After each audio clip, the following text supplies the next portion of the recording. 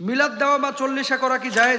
মিলাদ বা চল্লিশা শুনেন, মানা না মানা আপনার বিষয়। মিলাদ চল্লিশা আমরাও করছি এক সময়, যখন বুঝি নাই। পরবর্তীতে যখন দেখলাম যে আসলে এগুলো তো এই উপমহাদেশে প্রচলিত বিষয়, কোরআন হাদিসে কোথাও নাই, তখন এগুলো ছেড়ে দিয়েছি। তাহলে বলবেন যে হুজুর করবোটা কি?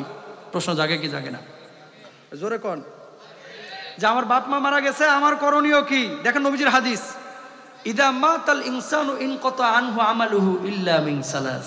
নবীজি বলেছেন মানুষ যখন মারা যায় তার সমস্ত আমলগুলো বন্ধ হয়ে যায়, চলমান থাকে তিনটা। কয়টা? সাদাকাতুন জারিয়া, 2 নাম্বার ওয়ালাদুন সালিহ ইয়াদউ লা, 3 নাম্বার আও ইলমুন ইউনতাফা বি। নবীজি বলেছেন সাদকায়ে জারিয়া, তারপরে হচ্ছে সৎ সন্তান যদি দোয়া করে বাপ মার জন্য, এটা আল্লাহ তাআলা কবুল করেন।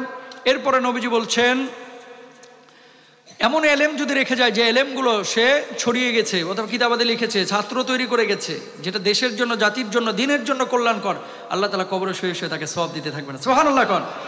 এখন প্রশ্ন হচ্ছে হুজুর তাহলে করবোটা কি? দেখেন 3 দিন 40 দিনেই যে খাওয়াইতে হবে এটা জরুরি না। যে কোনো দিন আপনি খাওয়ান, যে কোনো সময় আপনি খাওয়ান, কিন্তু আমাদের সমাজে একটা প্রসিদ্ধ বেদাত পয়দা হয়ে গেছে কি জানেন? নবীজি বলল যে আত্মীয় স্বজন যখন মারা যায় ও শোকাহত থাকে, এই শোক সন্তপ্ত পরিবারে তোমরা খাবার নিয়ে যা দাও, কারণ ওখানে চুলা জ্বালাইতে তারা পারে না, তারা কান্নাকাটি করে। আমরা শুরু করলাম কি 3 দিনে যায় দাঁতে ধার দিয়ে এর বাড়িতে যে গরু খায় আসে। কথা বলেন না কেন?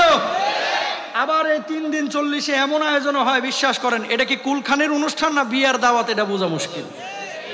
আবার এই সমস্ত জায়গায় দেখা যায় অনেক সময় কোটটাই পরেও কিছু হুমরা সুমরা খাইতে আসে, আর ফকিরকে 3 কিলোমিটার দূরে কুকুরের সাথে বসায় রাখে।